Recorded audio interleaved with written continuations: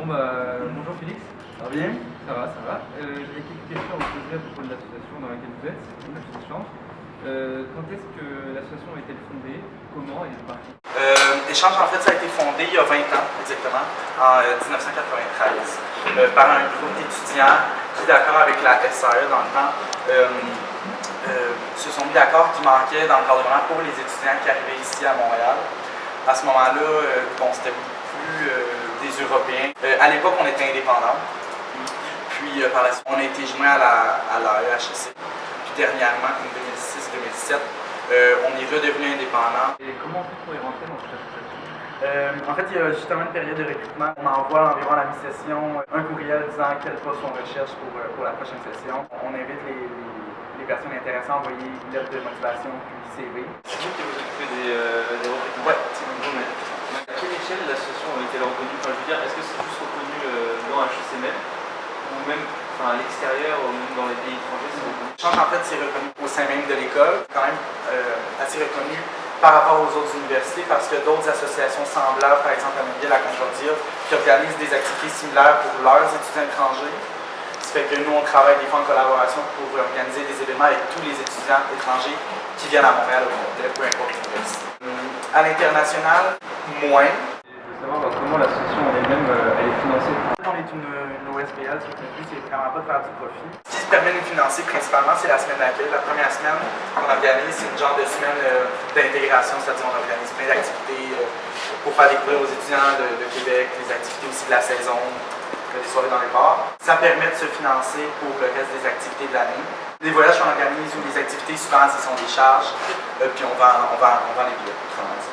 Fait que là, les fonds avec lesquels on permet de l'avancer, c'est ça qui permet de financer en fait le gala, un genre de bal de finissant qu'on organise pour les étudiants étrangers à la fin de la session. L'association elle-même, elle s'adresse à des prépas, ça s'adresse à des MBA, ça s'adresse à qui particulièrement? Non, c'est vraiment le bac, en majorité, comme ça doit être un bon 75%, 80%. Je pense pas que les étudiants de prépa peuvent partir. Ça serait vérifié avec le BAEI, mais normalement, je sais que les étudiants qui désirent partir en échange, qui étudient à HEC, c'est souvent pendant la deuxième année de leur bac. Quelques étudiants en troisième année, mais la plupart du temps, c'est en deuxième année. Ils ont quoi comme formation de bagage? La majorité sont au BA. Il y a quelques MBA. Un an d'idée, combien de personnes partent et arrivent? À l'automne, on en a toujours plus parce qu'étant donné la saison est plus attirante que l'hiver. On en a cette session exactement 290. Puis prochaine session, pour cet hiver, on en a 100 moins, 190. Et les conditions, il faut avoir des bonnes notes, il y a quoi comme d'autres conditions? En fait, il faut qu'ils fassent le bac bilingue, autrement dit, parce que les cours se donnent en anglais. Si vous voulez garder le bac francophone, c'est sûr que les choix sont limités, là, France, Belgique. Par exemple, moi, quand je voulais partir en échange, j'avais une liste, un top 10 de pays selon tes notes et ta personnalité, il t'attribue une université particulière.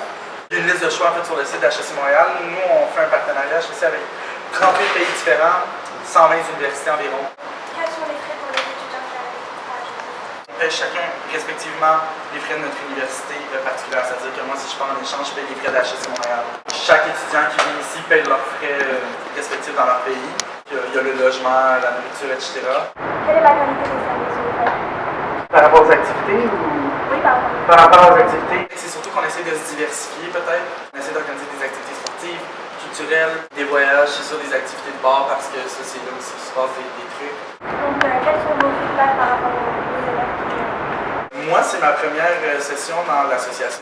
Il y a plusieurs étudiants étrangers qui retournent dans leur pays, qui gardent contact avec nous. On réussit assez bien à tisser des liens entre les étudiants en général. Et pour les élèves qui partent, est-ce qu'ils choisissent leur destination? Ben c'est ça, comme on dit, ils font le top 10, puis là, lors des entrevues, selon les notes, la personnalité. Par exemple, mon premier choix c'était Londres, puis envoyer seulement une personne à Londres sur les comme 400 applicants. Déjà, quel est votre rôle dans l'association? C'est ma première session dans l'association. Ça fait que j'ai joint comme relation externe. Fait que je m'occupe en ce moment des communications, par exemple les recrutements, gérer la page Facebook, la boîte courriel, c'est surtout les communications avec HEC en général. C'est comme un contrat d'1 an. Je fais ça la première session et je suis relève à la semaine d'accueil. Qu'est-ce que votre place dans l'association vous apporte en tant que relationnel, missionnaire?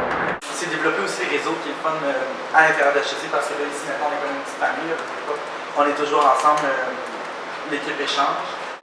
Puis on est appelé aussi à collaborer avec les autres associations. Ça va être plus pour le réseau, c'est sûr, on peut pas se le cacher. Quel conseil donneriez-vous à des étudiants qui veulent partir mais qui ne se lancent pas? Oh mon Dieu, c'est d'y aller. C'est sûr que tu peux pas regretter de faire un échange comme ça. Vraiment, là, pour tout ce que ça apporte, là, je vois pas comment on peut pas. On avait une dernière question.